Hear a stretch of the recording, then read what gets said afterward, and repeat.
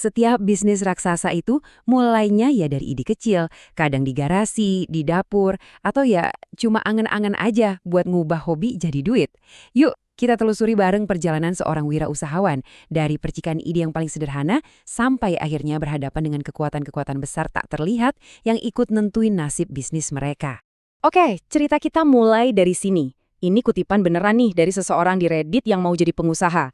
Punya mimpi, buka cuci mobil, tapi juga punya tantangan pribadi. Jadi, kisah kita ini berangkat dari pertanyaan yang personal banget. Gimana caranya ngubah semangat jadi sebuah bisnis yang nyata? Nah, ini dia pertanyaan intinya. Karena di luar modal nekat dan kerja keras, ternyata ada aturan mainnya. Ada yang tertulis, ada juga yang enggak. Dan seringkali, aturan-aturan inilah yang jadi pembeda antara bisnis yang jalan terus sama yang gagal di tengah jalan. Mari kita bedah satu persatu, mulai dari yang paling dasar. Baiklah, kita balik lagi ke titik nol. Sebelum mikirin soal hukum yang rumit atau strategi bisnis yang canggih, seorang pengusaha itu harus berhadapan sama hal-hal yang bisa dipegang, yang nyata. Apa aja sih yang dibutuhin buat benar-benar mulai? Nah, yang mungkin bikin kaget, ternyata buat mulai itu nggak seribet itu kok. Menurut para senior di forum Reddit, Anda nggak perlu modal puluhan juta. Cuma dengan sekitar $500 atau ya kira-kira 7 jutaan rupiah, Anda udah bisa punya semua peralatan dasar ini. Kuncinya, fokus ke fungsi, bukan merek yang wah. Vakum yang sedotannya kencang, pressure washer, sama beberapa lap bagus, itu udah lebih dari cukup buat hasil yang bikin pelanggan senyum. Oke, alat udah siap. Terus gimana cara dapat pelanggan? Lagi-lagi, kuncinya adalah mulai dari yang kecil tapi cerdas. Tawarin dulu jasa Anda ke teman dan keluarga. Ini cara paling aman buat latihan sekaligus dapat testimoni pertama. Manfaatin juga media sosial gratis kayak Facebook buat bikin portofolio. Dan yang paling penting, kata salah satu pengguna di sana, angkat teleponmu. Banyak banget loh orderan hilang cuma gara-gara kita telat bales. Sip, alat udah ada, pelanggan pertama juga udah dapat. Tapi gimana caranya biar mereka mau datang lagi dan lagi? Nah, sekarang kita masuk ke aturan main yang gak tertulis, tapi berlaku buat semua bisnis, pelayanan. Berdasarkan curhatan para pengusaha di platform Lemonade, ini dia biang keladi yang bikin pelanggan ogah balik lagi. Pertama, pelayanan judes. Kedua, hasil kerja yang gak konsisten, kadang bagus kadang enggak. Dan ketiga, hal-hal mendasar kayak harga yang gak transparan atau prosesnya kelamaan. Ini aturan tak tertulisnya. Pelanggan mungkin lupa detail kerjaan Anda, tapi mereka bakal ingat terus gimana Anda bikin mereka merasa. Wah, kutipan dari Henny ini kena banget ya sama zaman sekarang. Di era digital ini, kecepatan itu segalanya. Mau itu soal balas chat atau nyelesain kerjaan, pelanggan itu paling menghargai waktu mereka. Jadi ini pengingat ya, efisiensi itu bukan cuma soal untung, tapi juga soal menghargai pelanggan. Sampai di sini resep suksesnya kedengeran simple ya. Kerja keras, baik sama pelanggan, beres. Tapi beneran segitu aja cukup? Gimana kalau justru kesuksesan kecil Anda ini malah bikin Anda terlihat oleh aturan-aturan lain? Aturan tertulis yang sering banget dilupain sama pengusaha pemula? Nah, dari sini kita geser fokus. Dari aturan main antar manusia, kita loncat ke aturan main yang dibuat oleh pemerintah. Mungkin kedengarannya jauh banget ya dari bisnis cuci mobil rumahan. Tapi seperti yang akan kita lihat, peraturan ini bisa ikut menentukan apakah bisnis Anda bisa tumbuh atau jangan-jangan malah berhenti.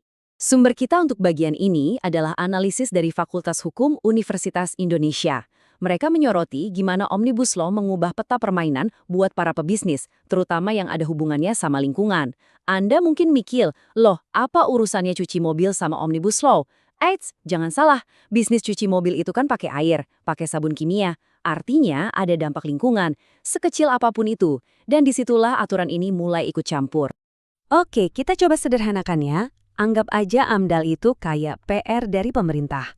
Sebelum bisnis Anda yang berpotensi punya dampak lingkungan bisa jalan, Anda harus kerjain PR ini dulu. Tujuannya buat nunjukin kalau Anda udah mikirin dan punya rencana buat ngatasin dampak buruknya.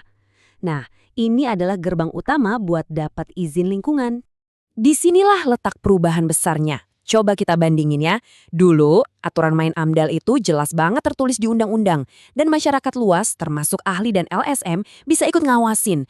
Nah sekarang, detail aturannya itu diturunkan ke peraturan pemerintah. Jadi nggak setransparan dulu. Dan yang boleh ikut serta ngasih masukan juga dipersempit, cuma buat mereka yang terdampak langsung.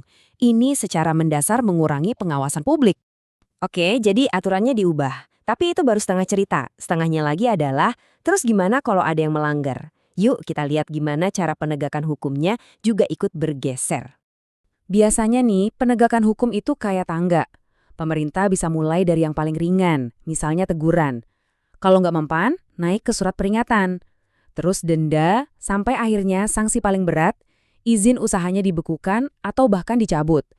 Jadi pemerintah punya banyak senjata buat mastiin aturan ditaati. Dan ini dia poin paling krusialnya. Undang-undang baru ini secara efektif memotong puncak piramida tadi. Sanksi terkuatnya, yaitu kemampuan pemerintah buat nyetop paksa bisnis yang merusak lingkungan dengan cara cabut izin, sekarang dihilangkan dari opsi sanksi administratif. Ini ibaratnya kayak bikin aturan, tapi hukuman paling tegasnya dicopot. Aturannya sih ada, tapi jadi kayak macan ompong. Alur penegakannya pun jadi lebih muter-muter. Gampangnya gini, untuk banyak pelanggaran lingkungan, jalur pidana itu jadi pilihan terakhir. Pemerintah seringkali harus lewat jalur denda administratif dulu. Nah, kalau perusahaannya gede dan sanggup bayar denda, ya udah, prosesnya bisa berhenti di situ. Risikonya, hukuman ini bisa dianggap cuma sebagai biaya operasional aja, bukan sesuatu yang bikin jerah.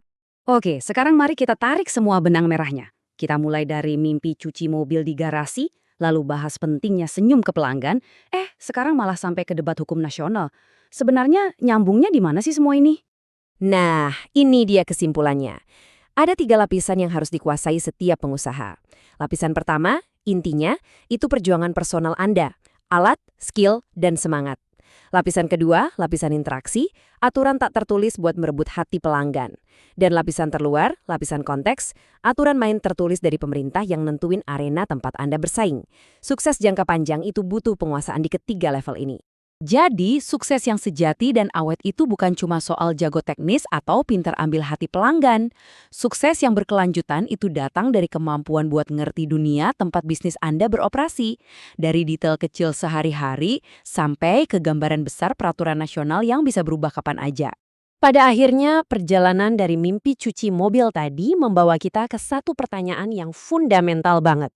Di antara dorongan buat cari untung, aturan tak tertulis buat melayani sesama manusia, dan aturan tertulis buat melindungi planet kita. Di mana titik tengahnya? Apakah menyederhanakan aturan bisnis itu otomatis berarti harus ada yang dikorbankan dari sisi lingkungan? Nah, itu pertanyaan yang harus dijawab oleh tiap pengusaha dan juga oleh kita semua sebagai masyarakat.